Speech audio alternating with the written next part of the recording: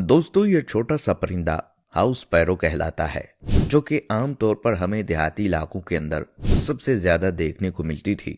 लेकिन अब ऐसा क्या हुआ कि अचानक से ये दिखना बंद हो गई। मार्च 2011 में एक्सप्रेस ट्रिब्यून के अंदर एक रिपोर्ट पब्लिश की गई, जिसके मुताबिक खास तौर पर साउथ एशिया के मुल्कों इंडिया, पाकिस्तान, बांग्लादेश के शहरों के अंदर इनकी आबादी लगभग खत्म होने के करीब है।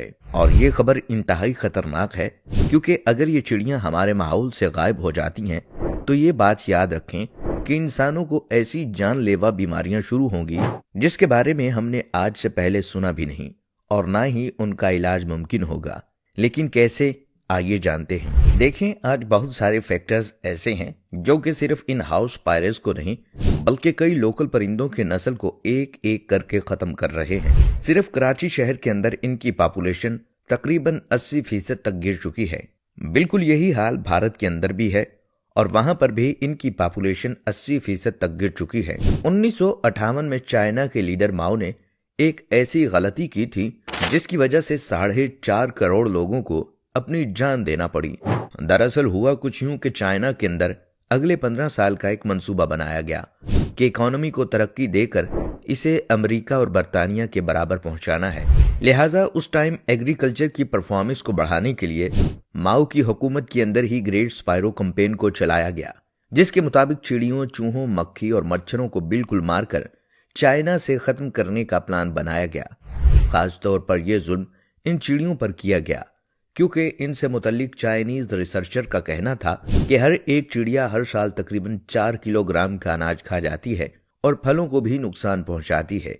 क्योंकि ये चिड़ियां करोड़ों की तादाद में मौजूद हैं, तो हम इस खाने को बचाकर अपने लोगों के लिए इस्तेमाल कर सकते हैं। लिहाजा इस कैंपेन की बहुत ज्यादा प्रमोशन की गई। इसके लिए बाकायदा एक फोर्स कायम की गई। चाइना के लोगों को मोटिवेट किया गया और पूरे चाइना के अंदर करोड़ों चिड़ियों को मार दिया गया। इनके अंडों और घोंसलों को तबाह कर दिया गया, और अगले 2 सालों के अंदर इनकी तादाद लगभग खत्म होने के करीब आ गई। लेकिन ये लोग ये बात भूल गए कि छोटी सी चिड़िया भी इन्वायरमेंट का बैलेंस कायम रखती है, और सिर्फ ये अनाज नहीं बल्कि कीड़े मकोड़ों को भी खा जाती है, जिसकी वजह से इन्वायरमेंट के अंदर इनकी तादाद बैलेंस रहती है। अब इसका उलट हुआ। देखते ही देखते कीड़ों की तादाद बढ़ने लगी। खास तौर पर टिड्डों की आबादी ये बड़े बड़े झुंड की सूरत में आते और हजारों एकड़ पर फैली फसलों को चट कर जाते। चाइना के लोगों ने ऐसा हमला पहले कभी नहीं देखा था, लिहाजा इस बार उन्होंने इससे बचाव के लिए स्प्रे भी शुरू किए। लेकिन ये स्प्रे उल्टा फसलों को जहरीला करके मजीद खराब करने लगे, और इनकी पैदावार भी हद से ज्यादा गिर गई। फसलें इतनी ज्यादा कम हो गईं कि लोगों को खाने के लाले पड़ गए, कहत पड़ गया और लोग भूख से मरने लगे।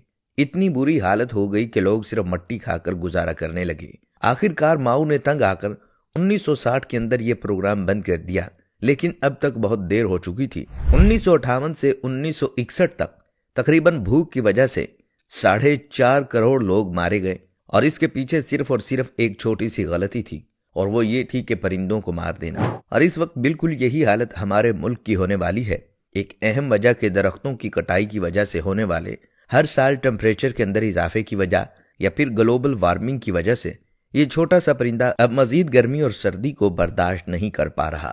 शदीद गर्मियों के अंदर लोगों ने अपनी छतों पर पानी तक रखना छोड़ दिया है, जिसकी वजह से ये छोटा सा परिंदा भूख और प्यास की वजह से दम तोड़ रहा है।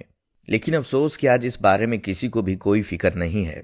बाकी आप इस बारे में क्या सोचते हैं, अपनी कीमती राय का इजहार कमेंट सेक्शन में जरूर कीजिएगा।